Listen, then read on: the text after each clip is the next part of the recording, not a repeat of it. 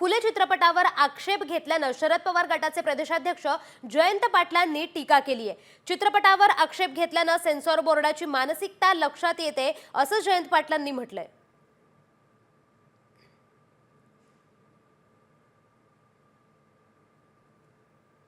तर नेमकं जयंत पाटलांनी काय ट्विट केले पाहूया। तर काश्मीर फाइल्स, केरला फाइल्स यासारख्या प्रोपोगंडा बेस्ड फिल्म्सवर सेन्सॉर बोर्ड कोणताही आक्षेप घेत नाही।